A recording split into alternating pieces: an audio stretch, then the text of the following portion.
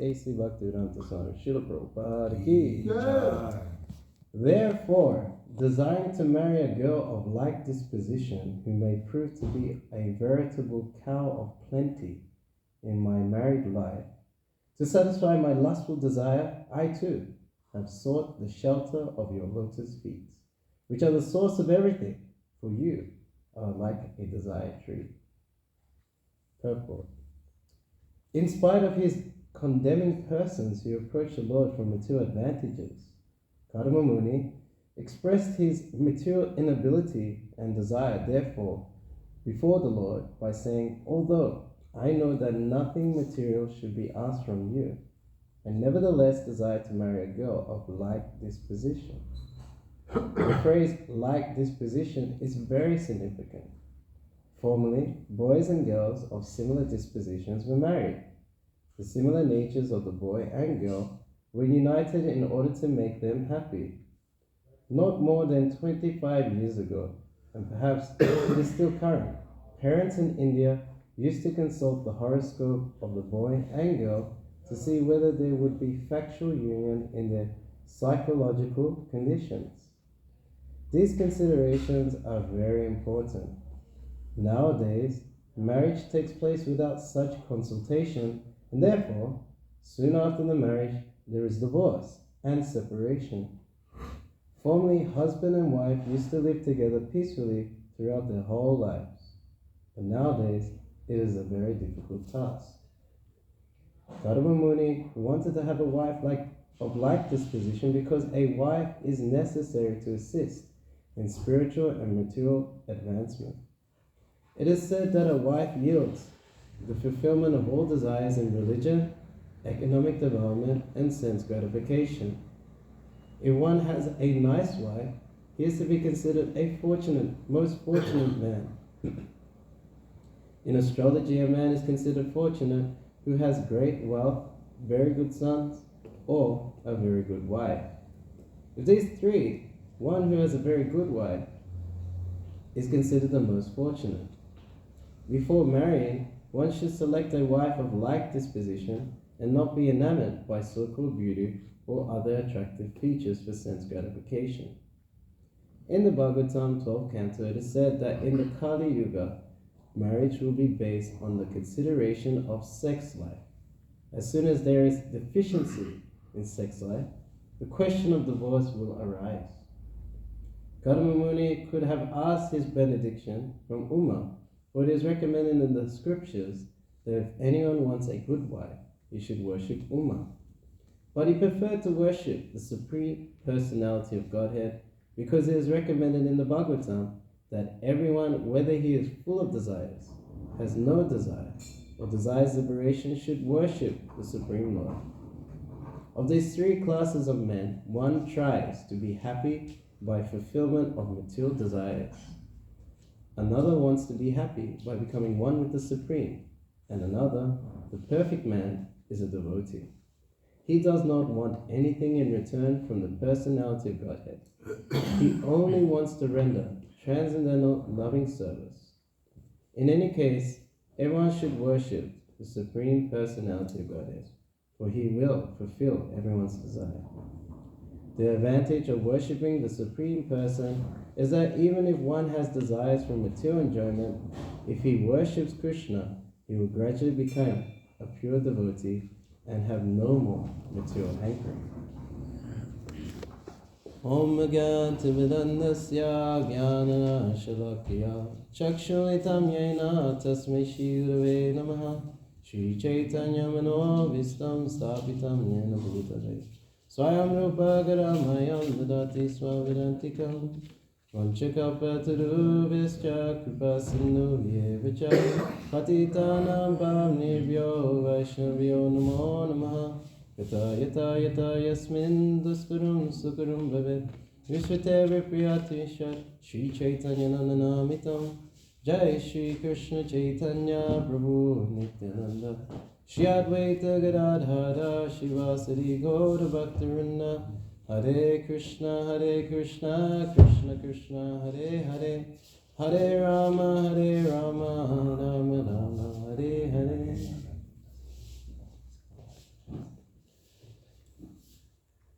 So whatever our situation, whatever our motive, whatever our desire, we should always approach the Supreme Personality of Godhead. Kardama Muni is feeling very petty because he's approaching the Lord for material benediction, which he condemned in previous verses. But he's not in the category of being under these petty desires. He was ordered by Lord Brahma to perform austerity because he's a Prajapati. His service was to produce progeny. So in order to do that, he did austerity by the Saraswati river for 10,000 years. It's a long time. So he's a pure soul. The nature of a pure soul is to always pray to the Lord, even though they have the qualification for the service. Just like Lord Brahma, he was qualified to create the universe, but before that happened, he prayed, "May I not be covered by pride." Same with Shukadev Goswami. All the sages, even Vyasadeva, Narada Muni, they accepted him as the speaker of the Bhagavatam. He also prayed to the Lord for blessings, to speak the Bhagavatam. So this is the nature of the sincerity of the pure devotee. So what if he sees himself as fallen? He's saying, "Oh, I have lusty desire, I have a material desire." But he's going towards the Lord. How can we call him lusty? The Supreme Lord is his own son even. He agreed. And he even had direct darshan of the Supreme Personality of God, Krishna Gava Vishnu. Oh no, that's Dhruva. But he rode on Garuda and gave him his own darshan. So Kardama Muni, he prayed for a girl of like disposition. So that is the way of a happy marriage. There's three considerations. One's Varna, where there's a Brahmana, Kshatriya, Vaishya, or Sudra. If they're of different Varnas or the woman is of a higher caste, then it's considered not compatible. There are exceptions we see in the Bhagavatam, like Yayati and Damayanti. Damayanti was the daughter of Sukracharya, who was a Brahmana, and Yayati was a Kshatriya. But there was some backstory also. A curse was taking place. And another consideration is not just Varna, but also horoscope, the astrological charts of both the boy and the girl. And according to that, they could see whether the two could be compatible. And the third consideration is character and taste. So they all kind of intertwine. Character and taste. So if these marriages were organized by the parents in Vedic times, and if there was incompatible, then no marriage would take place, because they understood if they were to come together, there'll be no peace or prosperity. And it'd be obviously the main purpose of doing any yajna is to please the Supreme Lord. Let's forget the first. Jujupumso Vanashram Vibhagasa Atash Vibhagasa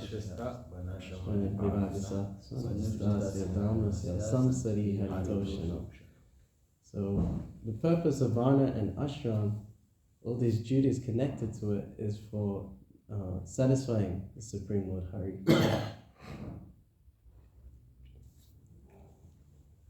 So marriage is not for sense enjoyment. His Holiness Kardama Maharaj said that marriage does not work. Marriage is hard work. Is that true, bro? Yes. Is it true? Okay. Ask the married man. And speaking of this, it's interesting that Kardama Muni performed 10,000 years of tapasya before he married. So the sages performed tapasya before they were married, but now they perform tapasya after they were married. Yes, they performed tapasya afterwards. Yes, this tapasya was not a light thing, because the purpose was to elevate one's consciousness so one could have good progeny. That was the Prabhupada would say many times that marriage, when one shouldn't see one's wife as a machine for sex. And the husband and wife should help each other in Krishna consciousness. And we can see that even in the Bhagavatam, Vasudev in Kurukshetra, after meeting, after that eclipse, he was performing sacrifice. And in order to complete the sacrifice, one needed the wife to complete it. There was like some part of the sacrifice to be completed. The wife had to be involved. That's why she's known as Dharma Patni, the one that helps in the husband's religious duties. And yes, marriage is for raising children in Krishna consciousness. So I have a little quote by Srila Prabhupada. He speaks at the wedding of Paramananda and Satyabhama. So this is what he says. So I am a sannyasi. I've renounced my family life. I've got my children, my grandchildren. I have my wife still living, but I have separated from them. This is called sannyas. Why am I taking interest again, this family life of my students? Because I want to see them properly progress towards spiritual life. Therefore, although it is not the business of a sannyasi to take part in marriage ceremony, in this country, just to save my students, both boys and girls, from sinful activities, I am personally taking interest that they may become good gentlemen and lady by marriage. So I am very happy that those boys and girls who have agreed, and now they are married and getting children, and they are feeling very happy. Many of them are present in this meeting. From their face, from their activities, it appears that they are very happy. So in this Krishna consciousness society, we have got this program that if some boy or girl wants to get married, I help. So this marriage ceremony is today arranged on that principle.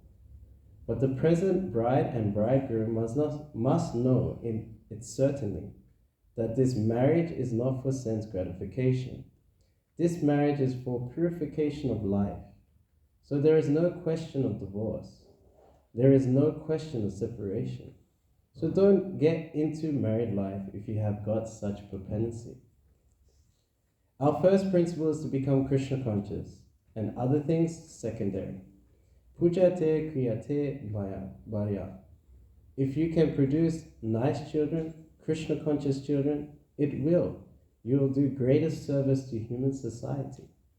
Because the human society is producing children like cats and dogs, the whole human society is in trouble. How can you expect peace and prosperity in the society of cats and dogs? Therefore, there is necessity. There is necessity to produce children of Krishna consciousness, to train them from the very beginning. So that's Prabhupada's view on the purpose of marriage. I like this part about the producing Krishna conscious children, because the materialists are producing children like cats and dogs. They don't want peace. They only want problems. Always. Yes. Yes, it's very dire situation. Prabhupada also emphasized that there should be no divorce, but there may be fight in marriage.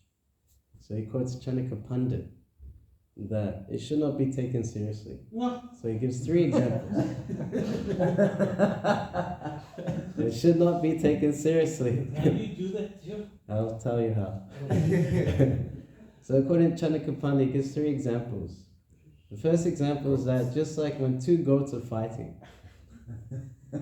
So in the villages, 2 goats, they're fighting and they line up and they're like, you know, and then they back up again. You may have seen it, I don't know. Yeah, they back up again. Then they're like this. But then when some man goes like that, they forget everything. They stop fighting. Like this. So it shouldn't be taken seriously. The second example is the Shraddha ceremony of the Muni. So Muni is, so the purpose, like when a father has a son, so he's spending lots of money for the son's wedding, you know, to bring him up, and eventually gets married, spends lots of money. And then the son's duty to the father is that to spend lots of money for the Shraddha ceremony when he passes away, the funeral rites. But if the son becomes a Muni, a sage in the forest, what wealth does he have? You know, what is he going to do for the Shraddha ceremony? Get some fruits and flowers, and that's it. You can't take it so seriously. It's not a big deal. And the third example is just like a cloud who produced a thunder sound in the morning. When that happens, there's no rain is going to come. That's the analogy. So in the same way, when husband and wife fight, one should not take it seriously. But in modern times, it's taken quite seriously, and then they want to divorce and separate. Can that be applied to father and son? Sorry? Father and son, sibling, can that be applied to any disagreement, like father and son, mother and daughter? Usually, Prabhupada said, even a blind uncle is good. So usually the uncle's job is to come involved. If the kids have a disagreement with the parents, like that, or you know, if there's like, so that's the uncle's job. Even a blind uncle is good. Because they're like objective. They're not, they well wishers of both, but they're not gonna take sides. That's what I've read. Have you read something else about the uncle or father and children? Okay. So the modern approach to marriage is explained in the 12th canto, chapter 2, verse 5. Anindya te vasadutve sadatve damba eva tu svikara eva chodva he snanam eva prasadanam. A person will be judged unholy if he does not have any money, and hypocrisy will be accepted as virtue. Marriage will be arranged simply by verbal agreement, and a person will think that he's fit to appear in public if he has merely taken a bath. Some don't even take a bath. So this verbal agreement, I like you, you like me, let's get together. That's considered marriage. And modern society, they don't see marriage as something sacred, you know, just a piece of paper, and they stay together as partners. Sometimes they don't even marry, they don't even do the ceremony. They just live together, have kids, and you know, it's probably inevitable that divorce and separation take place. So if you don't do all the legality of it all, then you can peacefully, so-called peacefully separate. This is Kali Yuga. And this is, they make sex the goal of family life. Once the effect of sex desire or the sexual satisfaction diminishes, then there needs to be separation. Because for the Grihamedi, is referring to the, sometimes they crush grains, and they use a pole, and the bull walks around, and by his walking he crushes the grains. So the thing in the middle is called a meda. So this Grihamedi, materialistic householder, his life or his focus revolves around the genitals of the wife. This is Grihamedi. And these rascals, they will argue, sex is natural. What's your problem? Why are you restricting yourself? What, once a month or just for children? No, it's natural. You show love. But no, if sex is natural, so is childbirth. Or a child being raised by both its father and mother. This is also natural. Psychologists are saying that there's a great effect on children that are not raised by both mother and father. Obviously, there's exceptions, but in general, it's a better situation. And if they say that sex is natural, these contraceptives like the pill or the other forms of contraceptives, they're not natural. The purport to that verse says they don't grow on trees. Hirananda Maharaj is very creative.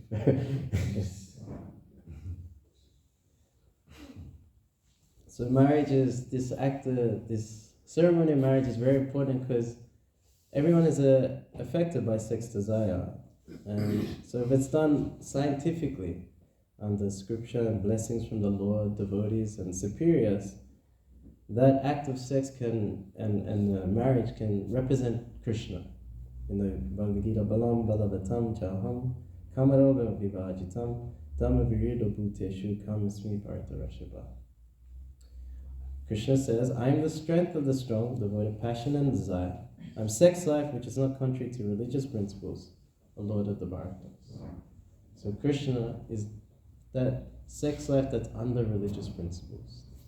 That's scientifically done, not through passion, not through emotion, just according to his means for the benefit of society.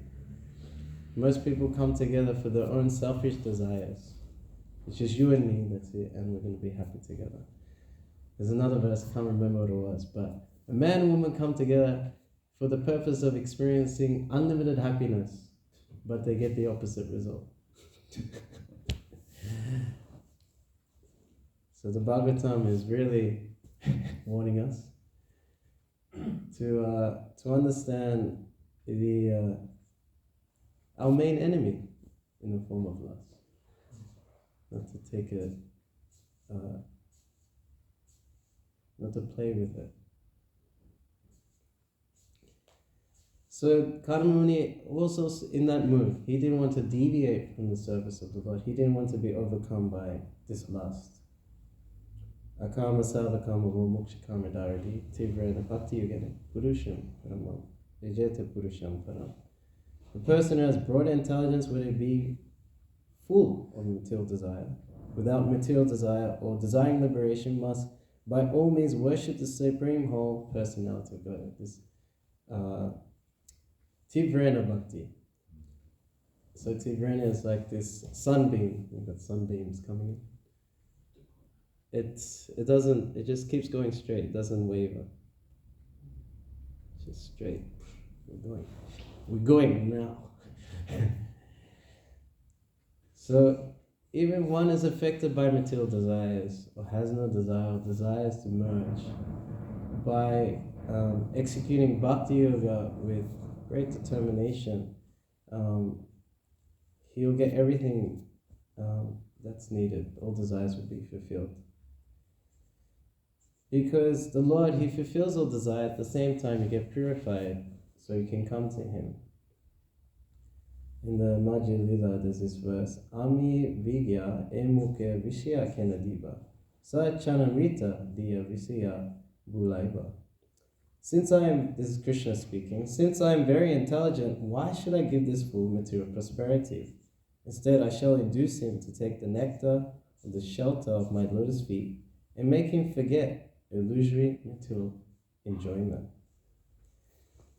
So the Lord, when one prays to the Lord for some material possession in exchange for devotional service, the Lord's not foolish like the devotee. He shows him special favor by taking away material possessions that can happen, or giving him the intelligence and be satisfied with the service that he's rendering.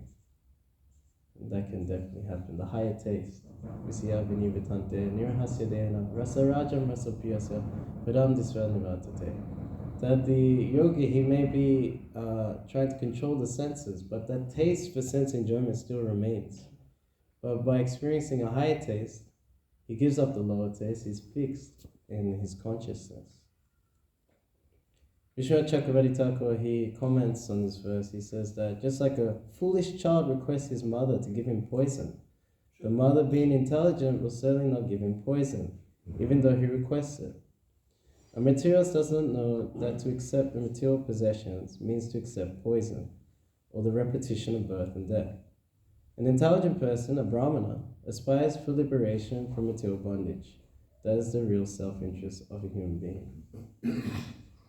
So we cannot deny that we have material desire. It will be there. Having a material body, it means we had that. So the greatest example of executing bhakti yoga and while having material desire is Dhruva Maharaj. He desired a kingdom not just bigger than his father, but bigger than his grandfather, bigger than the whole universe. It doesn't get more ambitious than that, I think. You know, I like the Bhagavatam. It shows like the most extreme situations for every psychological problem you could go through.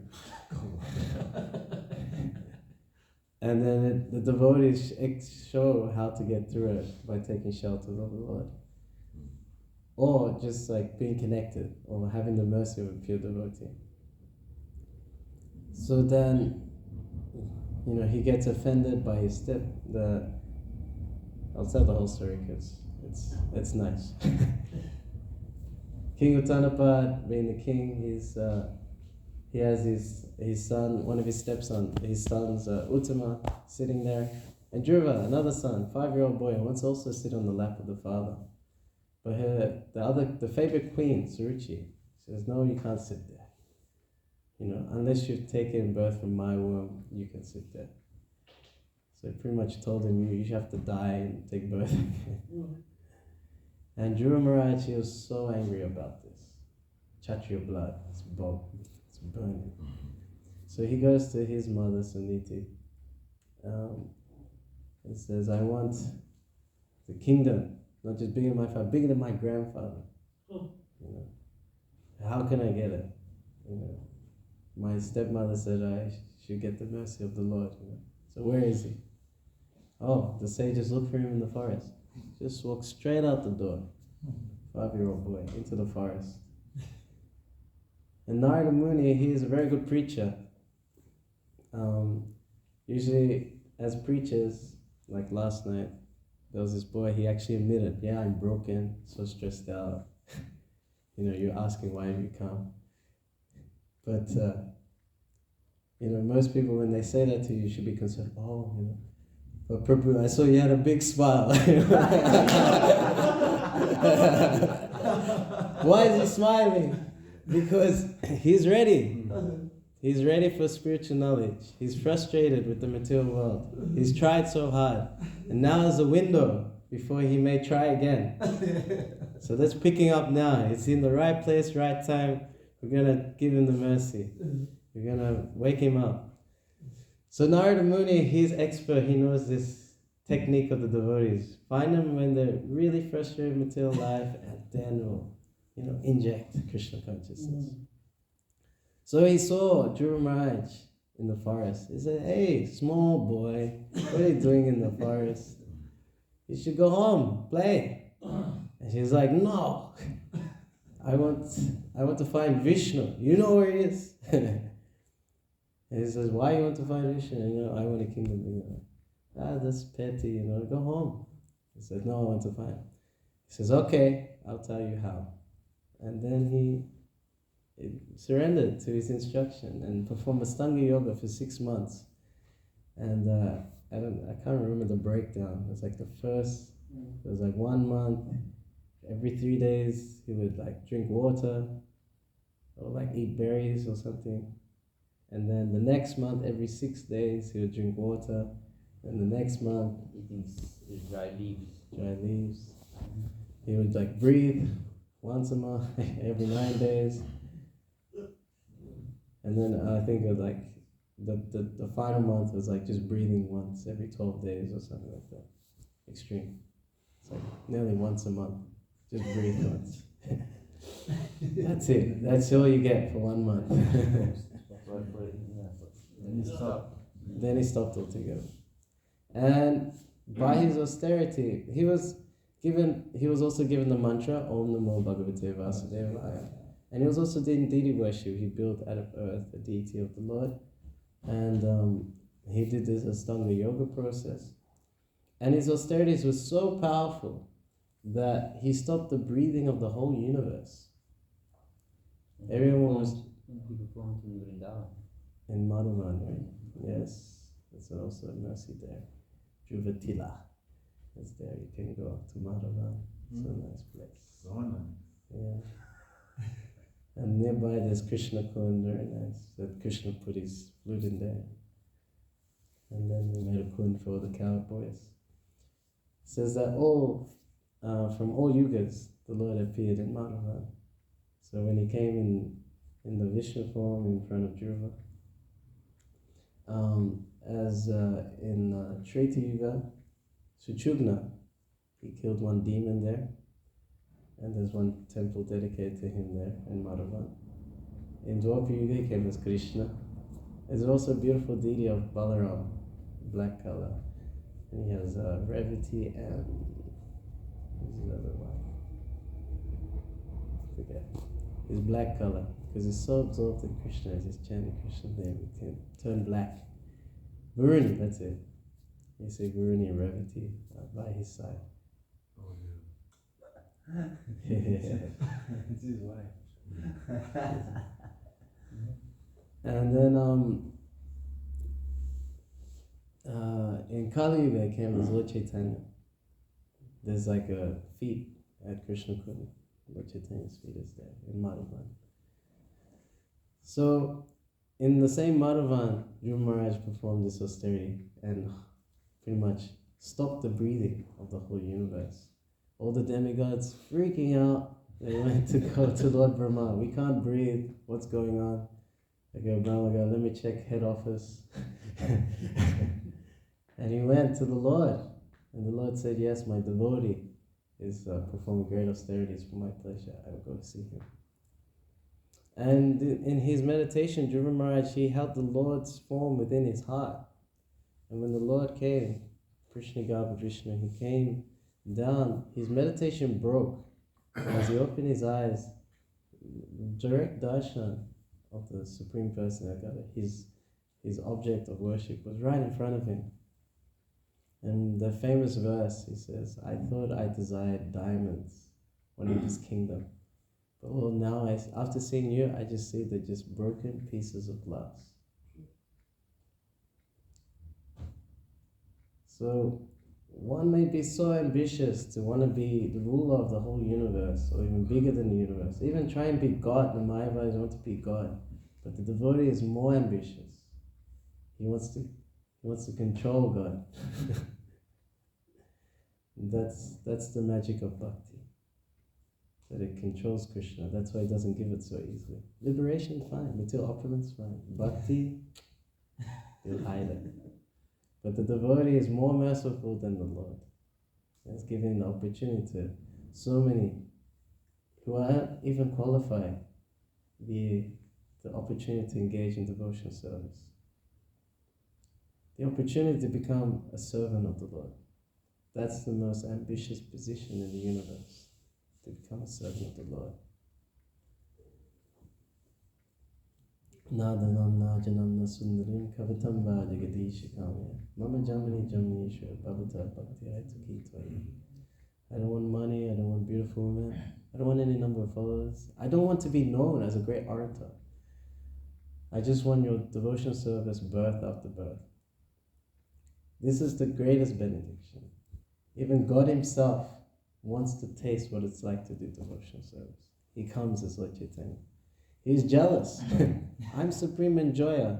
Why is my devotee enjoying more than me? Srimati Radharani is enjoying millions of times. But then when she pushes a gopi that will give me, she understands will give me great pleasure, she enjoys 10 million times. So this is the nature of the Sankirtan movement of Lord Chaitanya. that we engage in the nectar of devotional service, but then when we engage others, we enjoy more. That doesn't happen in relationships in this world. You know, if you get your nice, beautiful girlfriend, wife, whatever, you don't want to share. Doesn't make you happy, no. But this great person, Krishna, so beautiful, so amazing, you know, and you can have him, but then it becomes more enjoyable when you see others serve him and give him pleasure. This is, His Holiness Kardama Maharaj says that when we first come to Krishna consciousness, we have this nectar cup. It's like a thimble, very small. And you use it to catch nectar, and you're like, wow, you know, amazing nectar. And you keep coming to the temple, have prasadam, or devotees, wow, this is so good, wow, you know. You get this thrill, you know. And then he said, when you use your nectar cup to catch nectar and give to others, your cup grows. So then you catch more nectar, drink it, catch it, give it, grows. Catch more, drink it, give it, grows more. Eventually you should be drowning in nectar. Anandam Buddhi Bhada. The ever-increasing ocean of bliss. This is the Sankirtan movement that we're a part of. And it's so easy and sublime. Not everyone can come to the temple, take darshan of Shishi Radharadhana or Shishi Nitai Mayapur Chandra. But when the devotees carry the holy name, the most worshipful object, Hare is Srimati Radharani, Krishna is Krishna. They have darshan of the Lord through the ears. They get that opportunity to awaken the original love of God. Nityasira Krishna Prema Sabakodanoi Shravanali Sudachita Koryodai. That love of God is already in the heart, it's not from an outside source, but by Shravanali, by hearing and other activities like chanting, it starts to arise within the heart. So this is the primary purpose, to develop our relationship with Krishna. But when we're in this material world, we're going to try and direct also those activities like raising a family, like traveling, like getting money. You know, these things that Lord Chaitanya said he didn't want. He didn't want followers, money, beautiful women, to be known as great speaker. But if you use them all for Krishna, then one is not affected. I'm going to stop. Thank you for listening. Maybe share some comments around the room.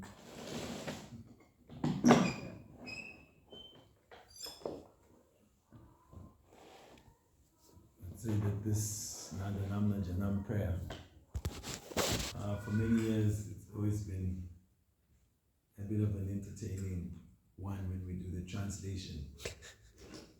Looking within, saying it, also is looking at your friends in the temple. Like, I don't want, it's, you know, I always just ask myself, Really? Really? And then, you know, because you deal with people and you get to know their desires. And so when you don't want any money and it was not beautiful women, you just think like, really, Prabhu? Yeah, but then it also, to be reminded that is Lord Chaitanya's prayer. And so he is revealing his heart and he is worshipable in his words and in his realizations. But because we're repeating it, you know, you tend to feel like it's directly yours. Or you want to be heard, you know, in the temple with both men and women. And beautiful women, you know. So some brahmacharis, you know, in trying to be Parker, their volume would go up there. Is there any beautiful women? And then, you know, life later it's like, oh, so fun. Krishna consciousness. Yeah. But the emphasis is what does he really want? So that is really the great lesson of that. Because the details of things that this one wants, that one doesn't want may vary. But if that desiring devotional service doesn't really grow for us, then it's, you can have, you may not have, but you material things, if there's no desire for service, then you really don't have anything. Yeah, I also think that if I can just be kept with the devotees, that's my desire. Yeah. I have they'll somehow engage me. You know? Mm. Yeah, His Holiness Lokanath Swami, he said that, this Radhika Raman Prabhu, he helped Lok Maharaj develop this Sanskrit book. So then he asked kind of like a benediction, okay, you know so much, what's the one advice you can give me? And Maharaj said that just like a Kumbh Mela, there's millions of people. And there's a particular time when you bathe, when the nectar from heaven comes. That's like the time you bathe at Kumbh Mela. And he said that if you're in, like the Ganga is really cold at that time, and if you're in amongst the crowd, like in the middle of the crowd, and everyone goes to bathe, say you change your mind, it's too late. The crowd will pick you up and put you in the Ganga. So he says, similarly, if you stay tightly packed up in the association of devotees, even if you don't want to go back to Godhead, the devotees will pick you up, put you back to Godhead. Yeah. So I like that. That's nice advice. Abhimanyu Prabhu. Yes, so Dhruva, I also read that very nice Dhruva Maharaj. But so Dhruva Maharaj, he was 5 and then he, only for 6 months, like Kardama Muni, for over and other sages, like thousands of years, and they don't even get to, still practicing on tapasya, and the Lord came so quickly. Not quickly, I mean, Dhruva's prayers were really, the Lord really felt his energy. How come was it so good? Okay, it's part of the story. So this, he must have good Shakti because it happened so quick. Others practice for thousands and thousands of years. And he got his own planet, Dhruva Loka, and even it says in the Dhruva 6, even when all the destruction happens, only Dhruva planet will stay. It will still be there, it will never get destructed. I was like, yo, that's amazing.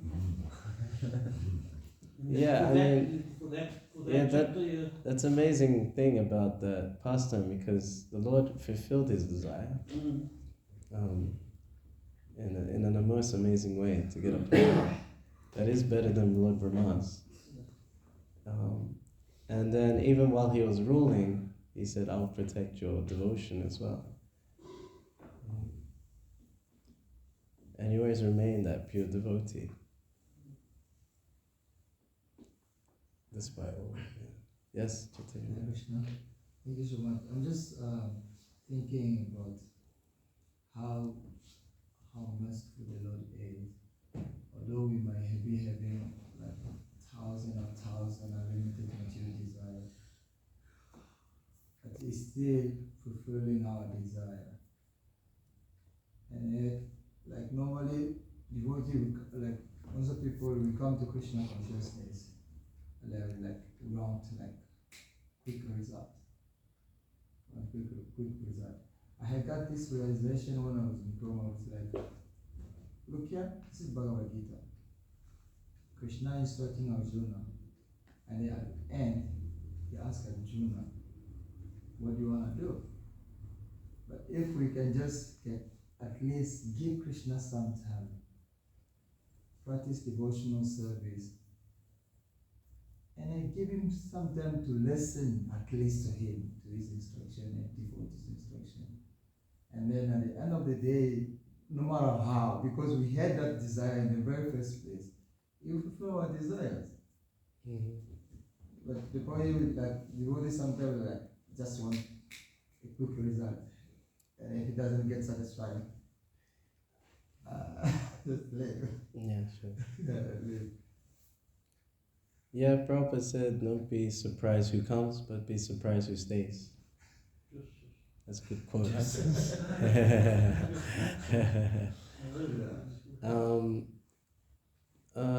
In regards to what you said as well, having desires, that's not our main problem. So Krishna says, Savadam Praditeja Mamikam Sharanam Praja Hamtam Savapapyago Mokshami Masuchaha. So these desires are there due to previous activity which shape the desires in this life. Acharyas have mentioned about Dhruva Maharaj in his past life was a Brahmana and desirous of the wealth of the prince he was like advising or something like that. Something along those lines. He wanted great opulence in his past life.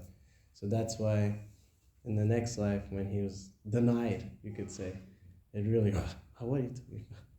You know, the anger really grew. So yes, karma can affect the type of desire you have. So then in this verse, Krishna is saying that I'll take care of all your reactions if you surrender to me, don't fear.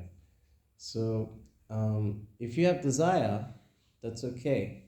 You can get the desire, put it in the box somewhere and just do devotional service. You can go back to the box later. So you do so much service, so much service, so much service.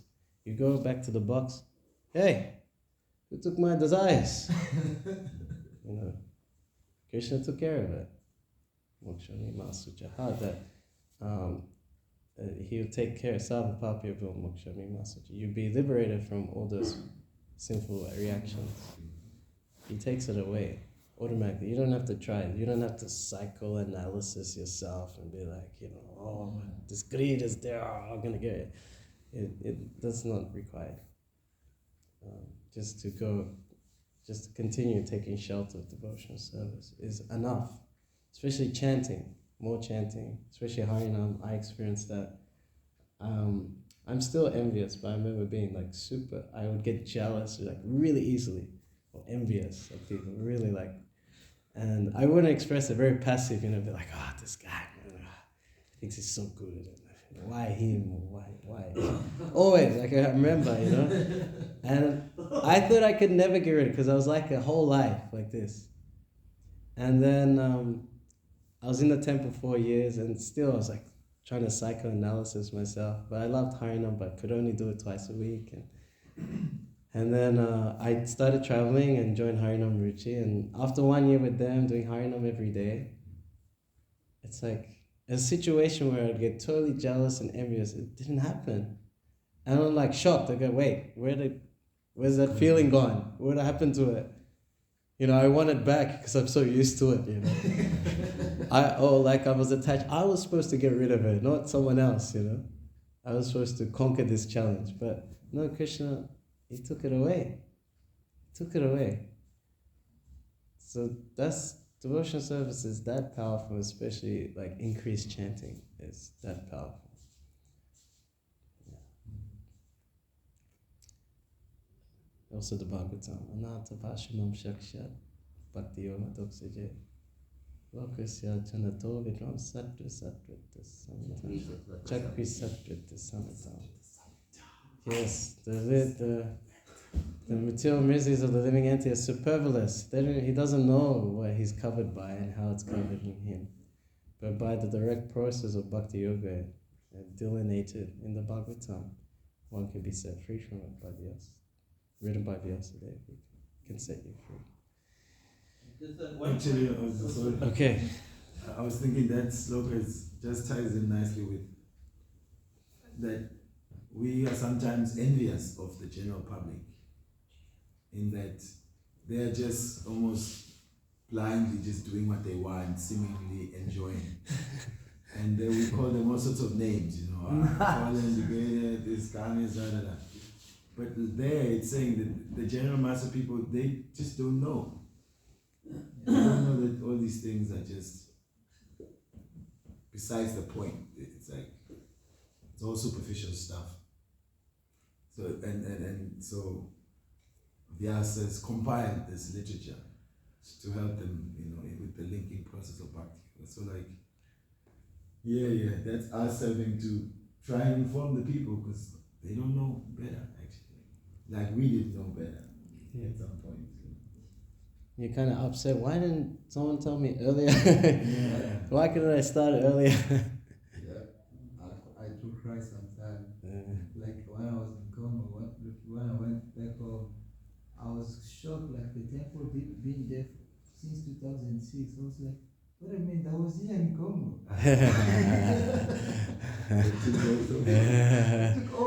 Took me all the way to South Africa. 2006, this temple been here. Like, what they are doing? Sometimes I also regret, like, why I wasn't there when Prabhupada was here.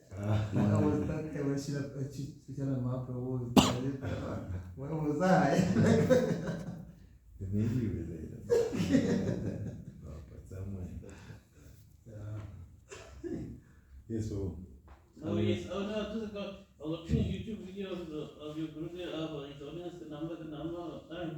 Your Gurudev, and then he was giving a class, right? Yeah. And then his head was on the Bhagavatam. Yeah. And then on the side of the camera, and someone was trying to, turn the page, push his hand, put his hand off it, man. Or something like that. By accident, it was at one temple, and he was like holding it, but then someone was trying to turn the page for him or do something. I can't remember exactly. Move his hand away or something, but not intentionally. And then he said, it's an honor, not an honor, according to the exact words he said, it's just wonderful or an honor just to place your hand and touch the Bhagavatam. And it's so precious, and he gave some, just one line, the reason why. It was amazing. We forget these small things. Just to even hold it or even be in the presence of it, it's amazing. Before you even read it.